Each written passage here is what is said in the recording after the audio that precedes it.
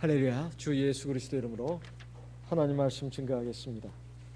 성경 말씀 마가복음 8장 22절에서 26절까지 말씀을 찾아서 읽겠습니다.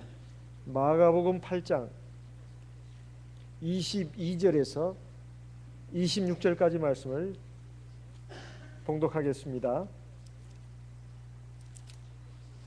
베세다에 이름에 사람들이 소경 하나를 데리고 예수께 나와 손 대시기를 구하거늘 23절 예수께서 소경의 손을 붙으시고 마을 밖으로 데리고 나가사 눈에 침을 뱉으시며 그에게 안수하시고 무엇이 보이느냐 물으시니 24절 우러러 보며 가로되 사람들이 보이나이다.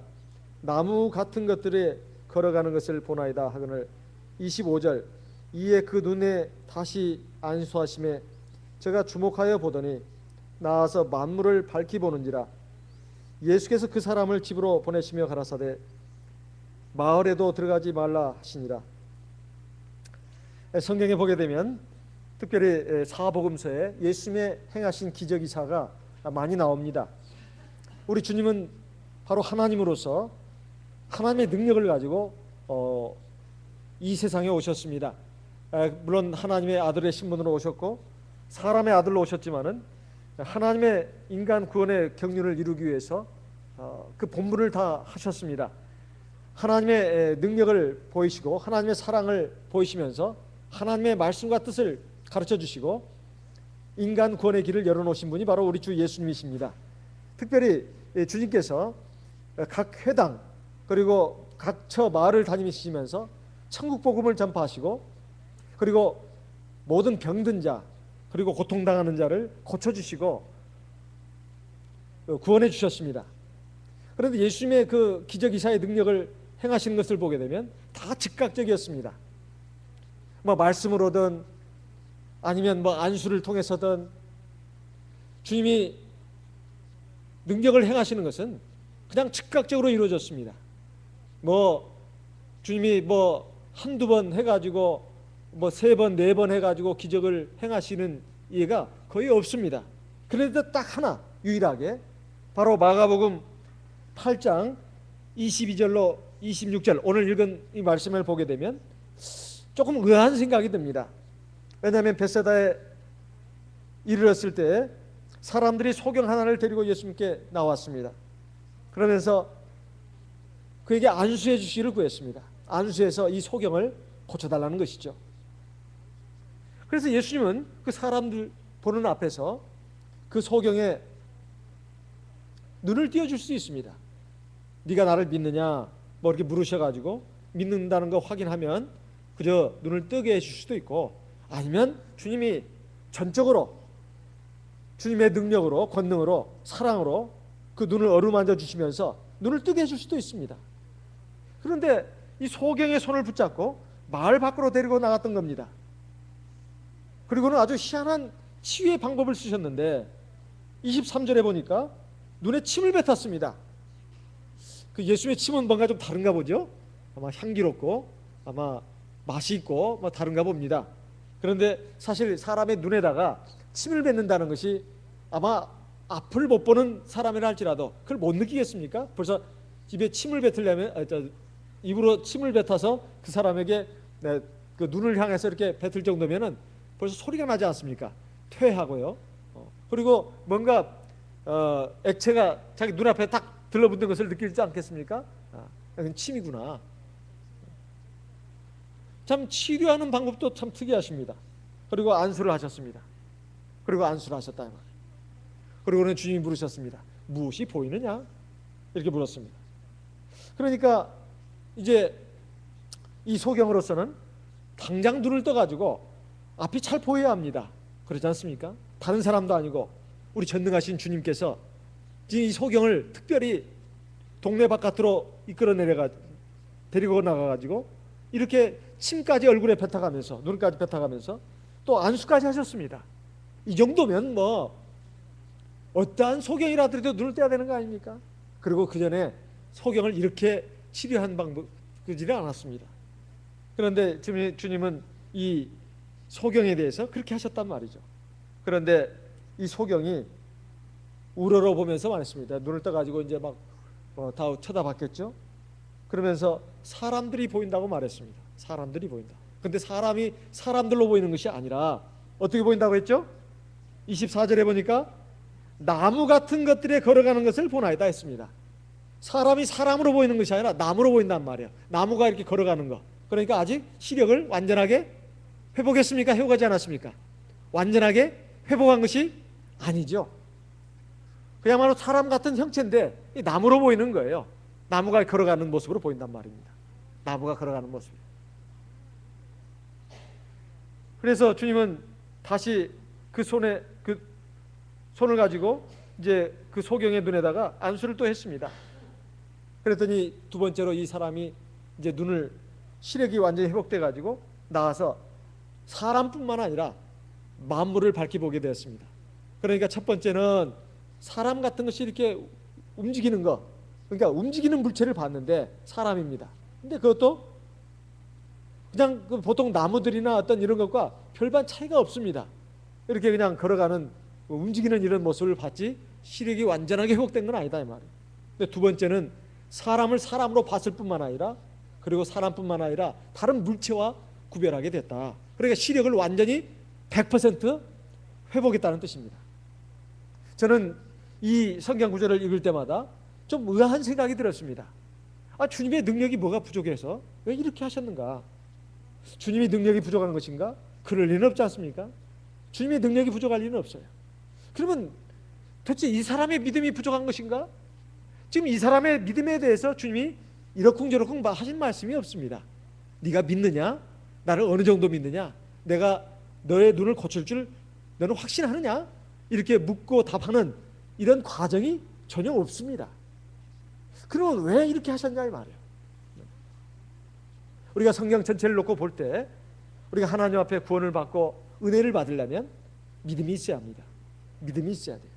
근데 믿음이라고 하는 것은 사실 본인이 자기의 본인의 믿음을 사실 어느 정도인가를 정확하게 알 수가 없습니다. 오직 하나님만이 아시죠. 그런데 우리가 하나님 앞에 은혜와 능력을 받는 그 순간들을 보게 되면 우리가 완전한 믿음으로 그리고 하나님 앞에 정말로 의심 하나도 없이 하나님을 전적으로 믿기 때문에 하나님이 기적이사 능력을 행하시고 이제 그 정도면 이제 하나님 나라에 들어갈 정도가 됐으니까 믿음만 가지고 따진다면 그래서 하나님께서 그렇게 기적이사 능력을 행하신 걸까요? 그렇다고 볼 수는 없습니다. 우리의 믿음이라고 하는 것은 여전히 불완전합니다. 불완전해요. 어떤 때는 믿음이 굉장히 좋은 것 같지만은 어떤 때는 믿음이 참 이게 정말 내가 하나님을 제대로 믿는 것인가 내 자신에 대해서 생각해도 한심하다고 느낄 때가 적지 않습니다. 근데 하나님은 도대체 뭘 가지고 구원을 베풀어 주시고 능력을 행하시고 은혜를 베푸시는 걸까요? 우리 하나님은 우리를 사랑하셔서 우리를 택하시고 하나님의 구원받는 백성으로 불러내십니다. 그리고 하나님을 믿게 하시고 하나님의 구원의 은혜와 진리에 따라서 구원을 받게 하시고 하나님의 백성으로 삼아주시고 저 하나님 나라로 인도해 가십니다. 그러는 가운데도 우리는 여전히 세상 사람들의 불신앙의 찌꺼기와 때가 끼어있고 그리고 아직도 우리 믿음은 연약하고 부족합니다. 우리의 속사람도 언제든지 죄의 유혹에 의해서 마귀의 시험에 의해서 넘어질 수 있는 가능성이 항상 있습니다. 이렇게 부족하고 연약하고 불완전한 우리들을 하나님은 사랑하시고 우리를 이끌어 가시는데 그것을 이끌어 가시는 방법이 참 치밀한 지혜와 놀라운 섭리로서 이끌어 가십니다. 하나님께서 우리를 고쳐주시고 우리에게 은혜를 베풀으시는 때가 한두 번이 아닙니다. 그런데 보통 성경에 나오는 것들은 주로 대표적인 기적이사를 많이 기록해 놨습니다. 그래서 즉각적으로 하나님의 말씀으로 치유를 받게 하고 구원을 받게 하고 어떤 어려움과 고통에서 벗어나게 하는 이런 일들이 성경에는 그렇게 기록이 되어 있습니다. 그런데 오늘 이 말씀을 보니까 주님께서 이 소경에게 벳세다 소경에게 두 번이나 안수를 하십니다. 그것도 특이한 치료 방법을 써가면서 이걸 통해서 우리에게 알려주시고자 하는 바가 뭐겠습니까? 첫 번째, 하나님께서 우리 하나님의 백성들, 자녀들에게 은혜를 베푸시고 능력을 행하시고 치유를 베풀어 주시는 것, 기적이사를 행하시는 것이 꼭 단번에만 이루어지는 것은 아니라는 겁니다. 시간을 두고 또 횟수를 거듭하는 우리의 기도와 믿음의 발걸음을 통해서 하나님은 그의 능력을 완전하게 우리에게 행하실 때도 많이 있다는 겁니다. 그리고 하나님께서 자기가 택하신 백성들, 자기가 사랑하셔서 은혜를 주시고자 하는 사람들에게 그 은혜를 베푸시는 과정이나 방법은 여러 가지가 있다는 겁니다. 여러 가지가 있다는 거예요. 우리는 그 점을 이해를 해야 되겠습니다. 왜 나는 성경에 있는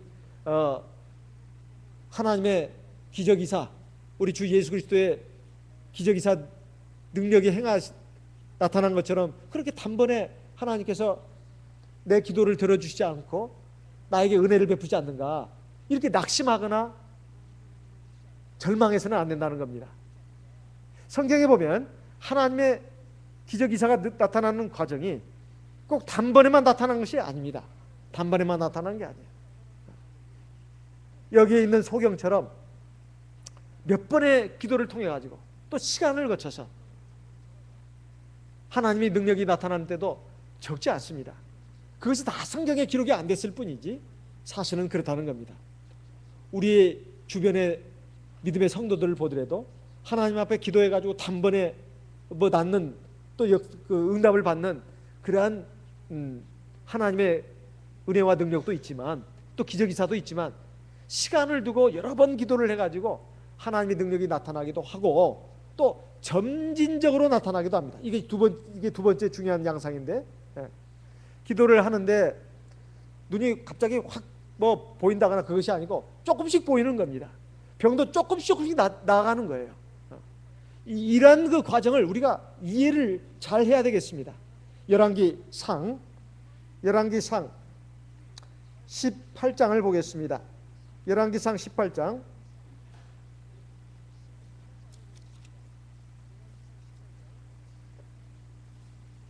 41절.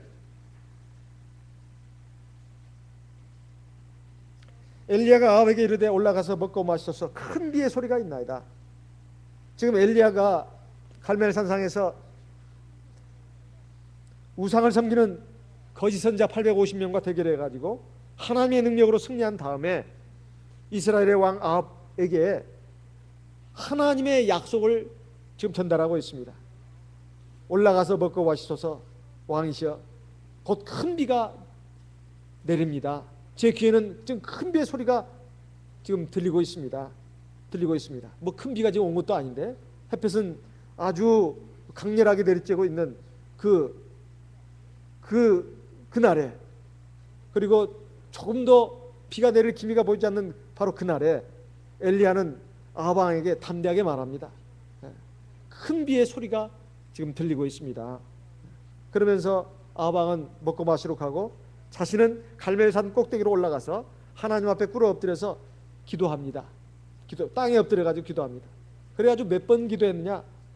7번을 기도했는데, 먼저 첫 번째 간절히 기도하고 나서 그 자기 종에게 말했습니다. 43절. 그 사원에게 이르되 올라가 바다편을 바라보라. 제가 올라가 바라보고 고하되 아무것도 없나이다. 처음에 이렇게 간절히 기도했으면 당연히 하나님의 약속이 비를 주시겠다고 했으니까 비가 내려야 되는 거 아니겠습니까? 기도를 안 해도 내려야 할 판에 엘리야 선지자가 이렇게 간절히 하나님의 약속을 받고 기도를 했으니까 내려야 되는데 아무 응답이 없었단 말이죠. 이거 가지고 엘리야 선지자는 실망하지 않았습니다. 하나님 거짓말하셨나? 실망하지 않았습니다. 그러면서 내가 앞으로 더 기도할 테니까 너는 7번까지 다시 가라. 그러니까 자기가 기도하고 한 번 기도하고 또 한 번 가고 한 번 기도하고 또 한 번 가고, 그래서 전부 7번 가라는 거예요. 44절에 보니까 7번 기도하고 나서 이제 사환이 또 갔다 와서 하는 말이 뭐라고 말했느냐? 바다에서 사람의 손만한 작은 구름이 있습니다. 저 바다 저 끝에 사람의 손만한, 사람의 손이 얼마나 작습니까? 사람의 손만한 작은 구름이 지금 있습니다. 이렇게 말했습니다. 그러니까 이제 엘리야 선지자는 아합왕에게 사람을 보내가지고 어서 빨리 이 엄청난 비에 길이 막히지 않도록 마차를 갖추고 빨리 왕궁으로 가시라고 이렇게 소식을 전합니다. 조금 후에 46절에 보니까 구름과 바람이 일어나서 하늘이 캄캄해지고 큰 비가 내렸다 이렇게 나옵니다. 이 과정을 보게 되면 한 번 기도해가지고 아무 응답도 없었고, 두 번, 세 번, 네 번, 여섯 번째까지 아무 응답이 없었는데 일곱 번째 가서 비가 내린 것도 아닙니다. 사람의 손만한 작은 구름만 있었을 뿐입니다. 이것이 바로 오늘 벳세다의 소경을 고치신 주님의 그 치유의 역사와 일맥상통하는 점이 있습니다. 우리가 하나님 앞에 믿음으로 나갈 때 하나님이 바로 즉각 응답을 해주시고 바로 기적이사 능력을 행하신다고 단정을 지어서는 안 됩니다. 하나님의 그 프로그램이 있습니다. 하나님의 과정이 있다 이 말이에요. 그러니까 뭐 당장 기도하면 뭐 당장 낫고 당장 뭐 하늘이 뒤집어지고 땅이 막 갈라지고 이런 역사가 일어나야 하나님의 능력이고, 그렇지 않으면 기적이사가 아니라고 생각한다면 그건 하나님의 역사를 잘 모르고 하는 말입니다. 하나님의 능력, 하나님의 역사는 꼭 한 가지 방법으로만 나타나는 게 아닙니다. 시간을 두고 여러 단계를 거쳐서 나타나기도 합니다. 우리가 몸이 아플 때 하나님 앞에 기도합니다. 물론 약도 먹고 병원에 가서 의사 선생님에게 진료도 받습니다. 이것도 하나님이 주신 은혜의 방편입니다. 방편이에요. 예수께서 말씀하시기를 건강한 자에게는 의원이 쓸데없고 병든 자에게라야 의원이 쓸데있느니라. 내가 의인을 부르러 온 것이 아니라 죄인을 부르러 왔노라. 이 말씀을 보게 되면 의원도 하나님이 우리에게 주신 치료의 의원이라든가 혹은 의약품도 우리에게 주신 치료의 한 방편이라는 걸 알 수 있습니다. 그렇지만은 여기서 정말로 놓쳐서는 안 되는 게 뭐냐, 의사나 의원이 우리의 병을 다 고치는 게 아닙니다. 사실 의사 선생님들한테, 전문가들한테 물어보면 사실 본인이 가지고 있는 의학 지식으로 환자를 치료하고 진료합니다만은 사실 사람의 몸에 대해서 연구도 해야 되고 거기에 대한 또 어떤 그 질병에 대한 증세에 대한 그 올바른 치료, 그 다음에 약을 투약하는 거, 넣는 거, 이런 것들도 다 연구 검토해가지고 나온 것이고, 세상에 있는 모든 재료를 가지고 또 하나님이 사람의 몸을 만드셨는데 사람의 몸이 어떻게 구성되고 어떻게 운행되는가, 이것을 판단하고 알 수 있는 지혜를 주셔가지고 나름대로 탐구해가지고 그것을 만든 것입니다. 그런 의술도 나온 것이고, 그 다음에 그 질병에 대한 그 퇴치법도 연구해낸 것인데, 이것이 다 하나님이 주신 지혜와 능력으로 가능한 것입니다. 그렇다 하더라도 하나님이 치료의 광선을 바라지 않으시면 절대로 나을 수가 없습니다. 의사가 의약품이 그 만능이라고 같으면 이 세상에 죽을 사람은 아무도 없어요. 또 병 걸려서 고통을 당해야 될 이유도 없습니다. 항상 병이 먼저입니다. 그리고 그 뒤에 의술이 따라가는 거죠. 그러면 의술이 어느 정도 되면 또 다른 병이 나타납니다. 의술은 항상 그 병을 뒤쫓아가는 그 입장입니다. 그러니 우리가 죽고 사는 것, 그리고 사람들이 병에서 고침을 받고 건강을 얻는 것, 이 모든 것들이 다 하나님의 그 섭리 안에서 이루어지는 것입니다. 이것을 우리가 생각한다면 우리가 마땅히 하나님 앞에 하나님을 경외하고 하나님께 구하게 되어 있습니다. 그런데 우리가 믿음을 가지고 하나님 앞에 구해야 되는데 간혹 인간적인 생각이 들고 또 불신앙의 생각이 뱀처럼 머리를 뒤틀고 이렇게 나오면서 하나님을 향한 그 신앙이 약해질 때가 있습니다. 그러나 그렇게 생각해서는 절대 안 된다는 겁니다. 여기서 정말로 필요한 것이 바로 믿음입니다. 믿음이에요. 제가 전주교회 심호할 때 어느 학교 그 선생님이, 우리 교회는 물론 아닙니다, 어느 학교 선생님이 계셨는데 이분이 자기 어머니는 열심히 이제 교회를 나가시는데 우리 교회 물론 아닙니다. 이제 참 기독교 신앙과는 거리가 멀었습니다. 그런데 이제 위암이 이제 걸렸어요. 그래가지고 예수병원에 입원을 하게 됐습니다. 이제 위암 수술을 받아야 되는데 배를 갈라야 되지 않습니까? 그러면서 이제 위암 수술을 받아야 되는데 의사 선생님들이 자기가 누워 있는 이제 그 침대에 쭉 둘러서더랍니다. 흰 옷을 입은 의사 선생님들이. 그래가지고 거기서 기도를 이제 하겠다는 거예요. 수술 이제 받기 전에 우리 기도하겠습니다. 선생님도 기도하세요. 우리가 지금 수술을 이제 하겠다고 하지만은 사실은 우리가 당신의 병을 고치는 게 아닙니다. 당신이 죽고 사는 것은 하나님께 달려 있습니다. 우리는 그저 하나님의 도구에 불과할 뿐입니다. 도구에 불과할 뿐입니다. 하나님이 함께 하시고 역사하셔야 당신의 이 위암에서 치유를 받을 수가 있습니다. 이제 수술을 마치고 퇴원하시면 꼭 하나님을 믿으십시오. 그렇게 하겠습니까? 지금까지 자기는 무신론으로 살아왔는데 그 순간만큼은 갑자기 무서워지더래요. 아, 내가 이제 수술 받다가 죽을 수도 있구나. 갑자기 무서워지면서 없던 신앙이 생기더랍니다. 없던 신앙이. 아, 하나님 정말로 내가 이제 요 수술 마치고 나가면 정말 내가 하나님 믿겠습니다. 살려만 주십시오. 살려만 주시면 내가 하나님 믿을 겁니다. 그러면서 의사 선생님들한테 그랬답니다. 믿겠다고, 교회 나가겠다고. 그러니까 의사 선생님들이 이제 기도를 하더래요. 기도를 쭉 둘러서 가지고 기도를 하더랍니다. 그리고는 이제 수술실에 들어가서 배를 가르고 그 위암을 이제 그 암세포를 이제 위를 잘라낸 겁니다. 그래가지고 이분이 그 교회를 나가게 됐다고 하는 얘기를 제가 들었습니다. 그런데 그렇게 간절하지 않고 교회에서 목사님 찾아오면 참 굉장히 귀찮은 생각도 들고, 그러니까 화장실 들어가기 전하고 화장실 나오고 나서의 그 심정하고 다르다는 말이 똑같습니다. 어쨌든 그런 얘기를 들으면서 그런 생각을 해봤습니다. 일반 교인들도 이러한 생각을 가지고 하는데 이건 성경적인 생각입니다. 성경적인 생각이에요. 수술을 받는다 해서 꼭 살아나는 게 아닙니다. 수술을 받아도 얼마 못 살고 죽을 수도 있습니다.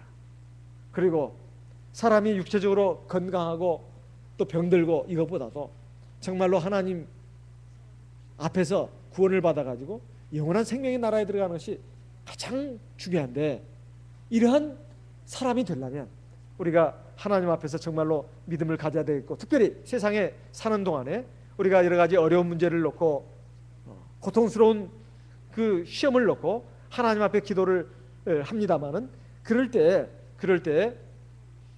내 기도가 당장 응답을 받지 못한다 해서 막 실망하고 역시 안 되는가 봐, 기도해도 소용이 없네, 이런 식의 생각이 이게 만연되어 있는 경우가 많습니다. 참 그런 생각이 쩔어 있어요. 기도해도 역시 소용이 없네, 소용이 없어. 그건 정말로 잘못된 생각입니다. 왜냐하면 왜 주님께서 이 벳사다 소경에게 밖으로 데리고 나왔을까요? 그것은 일단 우리 주님께서 각 개개인에게 그 사람을 향해서 또 믿음을 넣어주고 또 하나님과만 1대1의 온전한 관계를 맺게 하려고 하는 그런 의도라고 봐야 됩니다. 그렇게 해가지고 주님께서 그 눈에다 침을 뱉으시고 안수를 하셨는데 완전히 시력이 회복이 안 됐습니다. 근데 완전히 시력을 회복하게 해주시면 얼마나 좋겠습니까? 더군다나 많은 사람이 있는 데서. 근데 그렇게 하지 않았다는 거죠. 그것은 바로 주님이 보실 때, 주님이 판단하실 때 이 사람에게 이런 점진적인 과정이 필요하다고 판단을 하신 겁니다. 우리도 마찬가지입니다. 우리가 하나님 앞에서 만약에 기도 한 번 해가지고 단번 응답을 받으면 그게 꼭 좋을 것만 같아도 꼭 좋은 것만은 아닙니다. 뭐 별거 없네, 금방 잊어버리거든요. 그런데 기도를 했더니 조금 좋아집니다. 두 번째 하니까 조금 더 좋아지고, 세 번째 기도하니까 더 좋아지고, 네 번째, 다섯 번째 하니까 완전히 낫습니다. 이런 과정을 통해서 벌써 한번 생각해 보십시오. 우리 편에서는 번거로운 일이고 귀찮은 일이고 답답한 일입니다. 근데 하나님 편에서는 하나도 답답할 일이 없어요. 왜 그럴까요? 오히려 좋은 일입니다. 결과적으로 보면은 나한테도 좋은 일이에요. 왜 그럴까요? 우리는 어떤 그 문제 하나만 해결되기를 바랍니다. 요 문제, 어려운 문제, 요거 해결되고, 저 어려운 문제 해결받고, 그냥 그것도 즉각. 그러면 꼭 좋을 것만 같아도 그것이 아니다 이 말이에요. 우리는 어떤 문제, 고통, 시험, 시련, 이것에 그냥 골몰하고 여기에 애달파하고 답답해하고 이러지만은, 하나님은 그보다 더 큰 걸 생각하시고 완전한 걸 생각하십니다. 사실 그 과정을 통해서 그 사람의 부족한 점을 드러내시고 믿음의 연약한 것도 드러내시고 온전히 하나님에 대한 믿음을 갖게 하시는 겁니다. 그리고 자기를 돌아보게 하신다 이 말이에요. 그리고 회개할 것은 회개하게 하시고 고칠 건 고치게 하시고 생활 자세를 바르게 할 것은 바르게 하신다 이 말입니다. 그래서 여러 가지를 하나님은 우리에게 고쳐주셔가지고 온전한 걸 주시려고 한다 이 말이에요. 우리는 딱 한 가지만 밖에 생각 못하는 어리석은 사람인 경우가 많습니다. 딱 그 하나만 생각한단 말이에요. 그것만 해주시면 좋겠다는데, 하나님은 그것만이 아닙니다. 그보다 더 근본적인 거, 더 문제 있는 거, 이걸 고쳐주시고자 한다는 말이에요. 우리는 거기에 대한 관심이 없어요. 오로지 우리가 관심 가지는 그 관심사는 경제적인 문제, 건강 문제, 뭐 이런 문제들입니다. 그런데 하나님은 그것은 아무것도 아니다 이 말이에요. 어떻게 보면 그보다는 우리 자체에 대해서 관심을 가진다 이 말입니다. 우리의 영혼에 대해서, 우리의 신앙에 대해서, 우리의 속사람에 대해서, 우리 살아가는 모습에 대해서 관심을 가지신다 이 말입니다. 근데 이걸 무슨 방법으로 고치겠습니까? 그냥 그거 하나만 고쳐주면 말 잘 들을 것 같아도 천만의 말씀이에요. 우리 자식들이 이제 커나가는 과정에 있어서 뭐 애들 해달라는 대로 다 해주면 애들이 바로 될 것 같습니까? 절대 그러지 않습니다. 때에 따라서는 엄하게 야단도 쳐야 되고, 그리고 어떤 때는 조건도 걸어야 합니다. 네가 이거 학교 갔다 오면 네 방 정리도 하고, 그리고 화장실 청소도 해라 일주일에 한 번은. 그러면 용돈 얼마 주겠다 말하든가, 또 딸내미한테는 넌 설거지를 네가 해 한다거나, 뭐 그냥 사소한 예를 들면 그렇습니다. 그러면 너에게 용돈 얼마 주겠다. 그러면 마치 그 자식들을 부려먹는 것 같은데 절대 그거 아닙니다. 왜냐하면 그것이 아이들에게 바른 생활 습관을 길러주는 것이죠. 그리고 좋지 못한 음식은 먹지 마라. 또 좋지 못한 데는 가지 마라.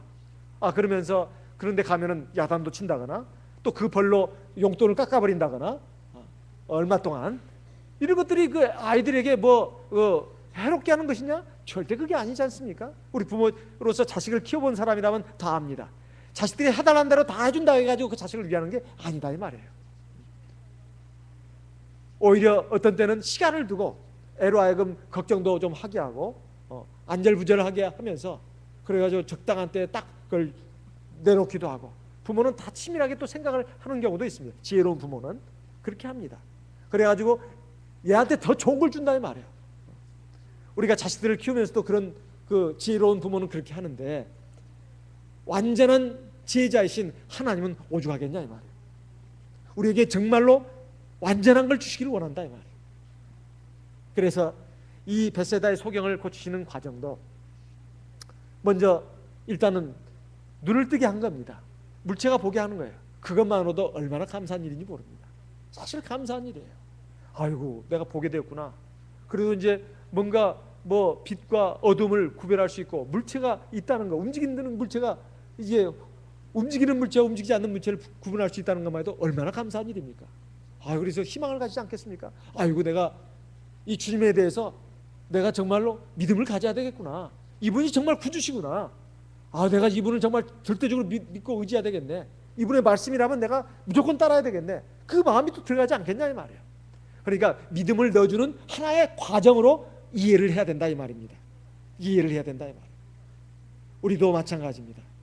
우리가 하나님 앞에 나와서 하나님께 기도도 하고, 또 때로는 안수받으러 나옵니다. 즉각 응답을 받는 분도 저는 많이 봤습니다. 정말 많이 봤어요. 그런데 여러 번 안수를 받고 또 하나님의 응답을 받는 분도 있습니다. 그러면 즉각 응답을 받는 분이 더 믿음 있는 분이고, 차츰차츰 뭐 여러 번 안수받고 나은 분이 더 덜 믿음 있는 분이냐? 그렇게 볼 수가 없습니다. 하나님의 다 판단이 있는 겁니다.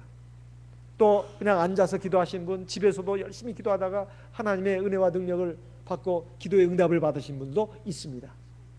우리의 믿음과 관련된 문제다 이거예요. 우리의 믿음과 관련된 문제. 우리가 믿음이 하나님 앞에서 바르고 온전하다면 하나님은 은혜를 베풀어 주십니다. 이와 같은 것을 우리가 알고 난다면 궁극적으로 나에게 필요한 것은 믿음이구나 이걸 알 수가 있습니다. 왜냐하면 누가복음 8장에 보게 되면 그 많은 군중들이 예수님 앞에 몰려들었습니다.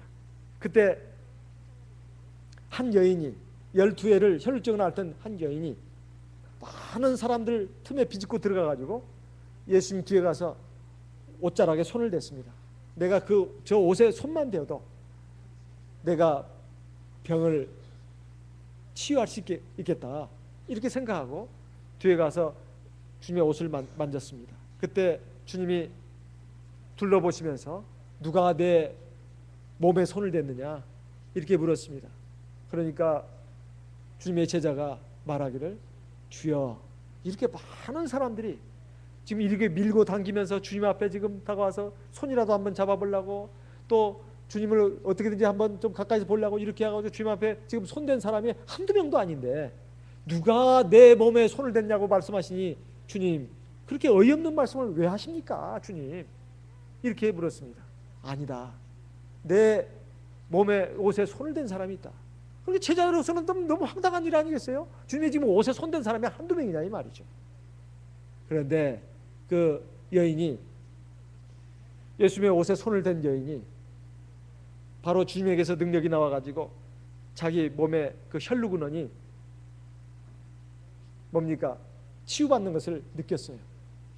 그래서 자기가 몸이 나갔다는 것을 확신 알고는 더 이상 숨길 수 없다고 생각해서 주님 앞에 나왔습니다. 제가 손을 댔습니다. 제가 손을 댔습니다. 자, 누가복음 8장 43절을 보겠습니다. 누가복음 8장 43절.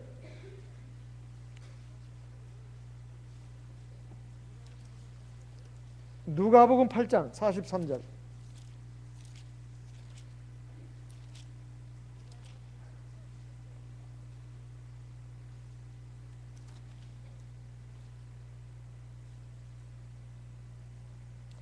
누가복음 8장 43절. 이에 12해를 혈루증으로 앓는 중에 아무에게도 고침을 받지 못하던 여자가 44절 예수의 뒤로 와서 그 옷가에 손을 대니 혈루증이 즉시 그쳤더라. 45절 예수께서 가라사대 내게 손을 댄 자가 누구냐 하시니 다 아니라 할 때 베드로가 가로되 주여 무리가 옹이하여 미나이다. 46절 예수께서 가라사대 내게 손을 댄 자가 있도다. 이는 내게서 능력이 나간 줄 알미로라 하신대. 47절 여자가 스스로 숨기지 못할 줄을 알고 떨며 나와 엎드려 그 손댄 연고와 곧 나은 것을 모든 사람 앞에서 구하니. 48절 같이 읽겠습니다. 예수께서 이르시되 딸아 네 믿음이 너를 구원하였으니 평안히 가라 하시더라. 지금 주님에게서 능력이 지금 나갔습니다. 나갔는데 주님이 모르셨겠습니까? 모르실 리가 없죠. 아시죠. 하지만 지금 주님이 그 여인에게 능력을 지금 뭡니까? 나에게 손을 댄 어떤 사람이 있을 텐데 내가 그 여인에게 내 능력을 베풀어 가지고 그 병을 고쳐줘야 되겠다, 그렇게 생각을 하셨을까요? 그건 아닙니다. 주님에게서 능력이 나갔는데 지금 주님에게서 능력을 끌어온 사람이 누구냐 이 말이에요. 다 예수님의 몸에다가 많은 사람들이 손을 댔습니다. 근데 다 무신고 됐어요. 무신고 되고 좀 좋아서 되고 호기심으로 되고 그냥 재미로 되고 또 장난스럽게 된 사람도 있을 겁니다. 근데 믿음으로 된 사람은 이 여인밖에 없었다. 간절한 믿음으로 된 사람. 그러니까 중요한 것은 믿음으로 우리가 주님께 나가야 된다는 겁니다. 그러면 하나님의 능력은 흘러나온다는 거예요. 흘러나오는 과정이 우리의 믿음이라고 하는 것이 첫째, 여러 가지 불순물들이 많이 섞였습니다. 불순물들이 많이 섞였어요. 인간적인 생각, 세상 철학, 또 세상 경험, 이것들이 막 그냥 뒤범벅이 돼가지고 있다 보니까 우리 주님에 대해서 믿음이 순전하지가 않습니다. 순전하지가 않아요. 그러니까 기도하면서도 생각이 복잡합니다. 하나님 말씀 들으면서도 생각이 복잡해요. 단순하지가 않아. 우리는 두 가지를 같이 합니다. 진리 방면에 있어서는, 진리 방면, 하나님 말씀에 대한 것에 있어서는 치밀해야 합니다. 그걸 따지고 들어야 돼요. 그리고 막 연구하고 탐구하면서 우리가 하나님 말씀을 배워야 합니다. 하지만 그걸 가지고 이제 이것이 진리다 싶으면 확고하게 믿어야 되고, 그걸 가지고 하나님 앞에 나갈 때는 정말로 의심 떨쳐버리고 자기 개똥철학 다 버리고, 개똥철학, 자기 인간적인 생각, 세상적인 경험 다 버리고 순전한 마음으로, 믿음으로, 어린애처럼 단순한 마음으로 하나님께 기도해야 합니다. 그러면 하나님의 역사가 일어난다. 기적이사라고 하는 것은 옛날 얘기고 오늘날 같은 때는 일어나지 않는다고. 그리고 어쩌다가 자동차 사고에서 살아났다거나 어떤 재난을 만났을 때 뭐 대홍수라든가 또는 지진이라든가 혹은 태풍이라든가 그래가지고 건물이 무너져가지고 기적적으로 살아났을 때 그걸 기적이라고 보통 말하고, 거기는 신앙적인 요소가 없습니다. 세상 사람들이 말하는 요즘 기적에는. 그런데 또 신앙인들 가운데도 예수님 당시에나 또는 사도교회 당시에나 기적이사가 일어났지, 오늘날에는 기적이사가 일어날 수가 없다. 이런 식의 생각은 신앙 자체가 지금 제대로 안 돼 있기 때문에 그런 것입니다. 우리가 하나님을 믿는다면 정말로 하나님의 역사가 일어납니다. 마가복음 11장을 보겠습니다. 마가복음 11장, 마가복음 11장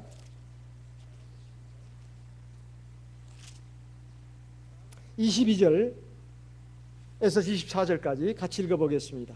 마가복음 11장 22절에서 24절까지 같이 읽겠습니다. 예수께서 대답하여 저에게 이르시되 하나님을 믿으라. 내가 진실로 너희에게 이르노니 누구든지 이 산더러 들려 바다에 던지우라 하며 그 말하는 것이 이룰 줄 믿고 마음에 의심치 아니하면 그대로 되리라. 24절, 그러므로 내가 너희에게 말하노니 무엇이든지 기도하고 구하는 것은 받은 줄로 믿으라. 그리하면 너희에게 그대로 되리라.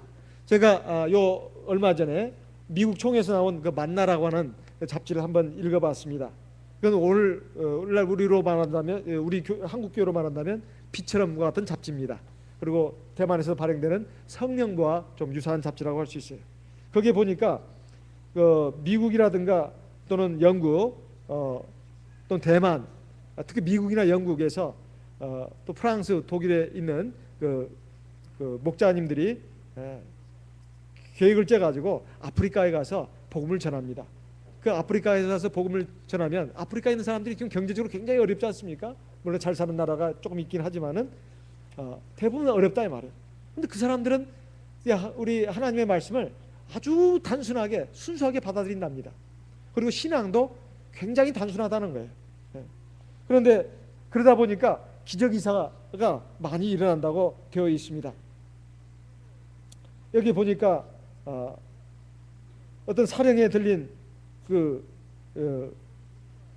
여자분이 그 사령이 쫓겨나가고 정상적으로 돌아온 그 하나님의 역사가 있었고, 그 중보기도회에서요, 그 대신기도회에서, 그 다음에 또 그 치명적인 뇌암에 걸린 형제분이 하나님의 능력으로 그 치유를 받은 그런 역사, 그런 것도 있고, 또 사실상 그 죽은 분인데, 돌아가신 분인데 하나님의 우리 성도님들의 그 기도에 의해서 살아난 그 기적이사가 있다고 이렇게 기록이 되어 있습니다. 그리고 또 제가 그 만나를 가끔 이렇게 보는데요, 거기에 보니까 우리 미국에 지금 목자님으로 계신 태훈 목자님이 미국의 또 그 총회 그 안베이에서 아프리카에 가서 이렇게 일정 기간 또 사역도 하고 돌아오십니다. 그 하나님의 역사들이 일어나는 것을 그 만나라는 그 잡지에 기록한 것을 볼 수가 있습니다. 거기에 보게 되면 워낙 또 신앙이 단순하다 보니까 일반 기독교 그 이단 가운데서 또 이런 이론을 이제 주장하는 분이 있다는 거예요. 성경에 나오는 예수라는 이름도 그렇고 성경에 뭐 예수라는 이름도 뭐 헬라어로 뭐 해야 된다고 한다거나, 그렇지 않으면 그것은 안 된다고 한다거나, 또 이런 이상한 그 이론을 피면서 미혹돼 가지고 일반 그런 그 이단에 이렇게 빠져들어 가지고 참진리에서 떠난 성도도 있답니다. 근데 결국은 악한 사령이 많이 들어가 가지고 그냥 그 집안이 그냥 엉망이 된 그런 신도 과정이 있었는데, 우리 목자님이 신도들과 함께 가가지고 기도해서 그 사령을 쫓아내고, 비록 기독교지만은 그런 이단 사설에 빠지면 안 된다, 다시 참신앙으로 돌아오라, 그래가지고 이제 다시 세웠더니 그 사령이 나가고 다시 성령을 회복한 이런 그 기적이사도 기록해 놓은 것을 볼 수가 있었습니다. 우리가 하나님의 말씀, 진리에 대해서는 정말 연구하는 자세로 깊이 있게 세밀하게 연구하고 탐구하는 것은 굉장히 필요합니다. 그냥 무턱대고 믿으면 된다, 이렇게 돼서는 안 됩니다. 정말로 하나님의 말씀에 대해서는 아주 정확하고 깊이 있게, 그리고 풍성하게 말씀으로 이렇게 무장이 돼야 됩니다. 하지만 우리가 그 말씀을 배우고 익히는 것은 그렇게 해야 되지만은, 하나님의 말씀에 입각해 가지고 믿음을 가지게 되면 이제는 단순한 믿음으로 하나님께 나가야 된다 이 말이에요. 그래야 하나님의 역사가 있는 것이지, 그냥 지식적으로는 많이 알고 있는데 뭐 별로 기도도 안 합니다. 하나님 믿지도 않아요. 그러니까 쉽게 말하면 철학적인 그 기독교 사상을 가진 사람들이 있습니다. 그러니까 신앙 자체를 그냥 무슨 지식으로 하는 거예요. 철학으로 하는 겁니다. 사상으로 한다 이 말이에요. 그런 사람은 경건의 모양은 있지만 능력이 없어요. 잘 기도를 안 하고 입에서 나오는 말은 제법 뭐 성경 지식을 말하는 것 같은데 정작 무릎을 꿇지 않는단 말입니다. 하나님을 믿고 의지하지 않아요. 하나님이 살아서 역사하고 인도하고 능력을 행하시고, 이건 믿지 않는 겁니다. 하나님의 말씀을 지식적으로만 알고 있는데 그것도 깊이 하는 것도 아닙니다. 자기 나름대로 하는 거예요. 이런 식의 신앙은 잘못된 신앙입니다. 첫째는 하나님의 말씀을 바르고 정확하고 깊이 있게 하는 것, 이게 제일 첫 번째고, 두 번째는 신앙 자체가 순수하고 단순하고 뜨거워야 합니다. 그러니까 지식과 신앙이 쌍두마차처럼 같이 가야 된다 이 말이에요. 이것이 어느 한쪽이라도 약하면 안 되는 겁니다. 잘못되면 안 되는 거예요. 그래서 우리 주님께서 벳세다의 소경을 고치시는 과정도 마찬가지입니다. 이에 대해서 지금 주님에 대해서 올바로 믿게 하고, 그리고 주님의 행하시는 모든 과정과 방법은 여러 가지가 있을 수 있습니다. 한 가지 방법만 있는 게 아니다 이 말이에요. 그것을 이 사람으로 하여금 깨닫게 하고, 또 이 기적이사를 접하는 오늘의 우리들도 하나님이 살아서 역사하시는 과정과 방법은 여러 가지가 있을 수 있다. 우리는 하나님에 대해서 정말로 참된 신앙, 순수한 신앙, 온전한 신앙을 가지고 하나님 앞에 나아가고, 그렇게 하면은 우리의 영적인 눈도 밝아지게 되는 겁니다. 처음에는 사람인지 나무인지 구별할 수 없었던 이 벳세다의 소경이 두 번째 주님이 안수를 하시니까 이제는 똑똑하게 만물을 보게 됐다고 했습니다. 우리의 눈도 마찬가지입니다. 우리의 눈도 마찬가지예요. 우리가 지금 눈 뜨고 있다고 해서 다 눈 뜬 것이 아닙니다. 정말로 영적인 눈을 바로 회복해야 합니다. 하나님이 살아계신 것, 그리고 하나님의 진리에 대해서 우리가 바로 보고 깊이 있게 보고, 그리고 생생하게 깨달아서 우리가 생명의 길, 진리의 길을 우리 주님과 함께 동행하는 것이 참으로 필요한 그런 때입니다. 우리 이 벳세다의 소경을 고치신 주님의 사정을 우리가 교훈으로 삼아서 우리가 하나님 앞에 믿음으로 나가고, 또 단 한 번의 기도에 하나님이 모든 것을 다 응답해 주신다고 생각하지 마시고, 하나님이 시간을 두고 나의 믿음도 키우시고, 속사람도 병든 거 고쳐주시고, 어그러진 거 온전케 해가지고 하나님이 온전한 지혜와 능력과 은혜를 주신다고 하는 것을 우리가 잘 깨달아서 믿음으로 나가는 저와 여러분 되시기를 예수님의 이름으로 기원하는 바입니다. 네, 우리 다 같이 기도하시겠습니다. 하나님 앞에 기도하겠습니다. 나와 내 가정을 위해서, 그리고 교회를 위해서 우리 하나님께 기도드리겠습니다.